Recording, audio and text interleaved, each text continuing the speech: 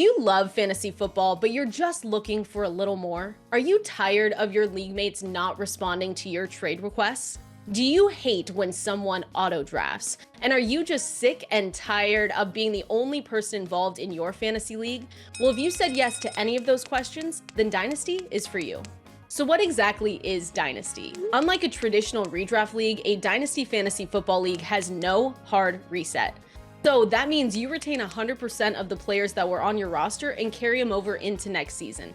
But do not worry, that does not mean you're never drafting again, because in Dynasty, you will have a rookie draft every single year. And usually how it goes, if you win your league, you're gonna have the last pick in your rookie draft. And if you were the loser in your league, you're gonna have the first overall pick in your rookie draft.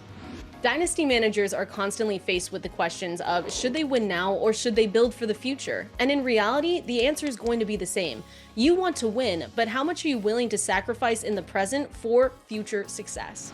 One benefit of the win now approach is that Dynasty fantasy players sometimes tend to look too much at potential and they overlook current and sustained production. So if you're in win now mode, you need to make sure that your team is able to compete for that championship, and you need to be willing to give up rookie draft picks and other assets in order to go out and get players that already have sustained production.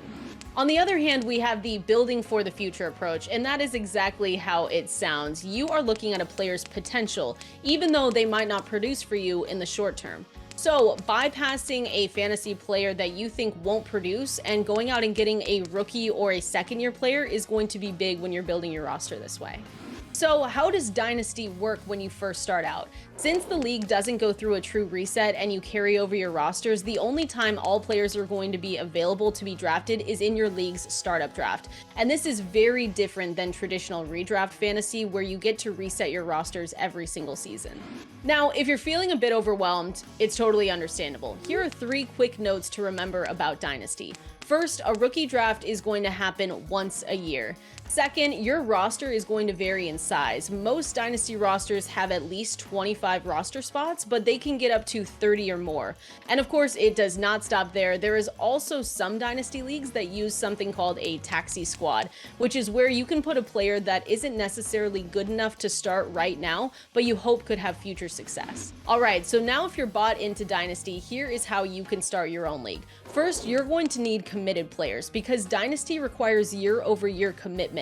So you're going to want a group of players that are already a little bit well-versed in fantasy football and are willing to learn the ins and outs of roster construction.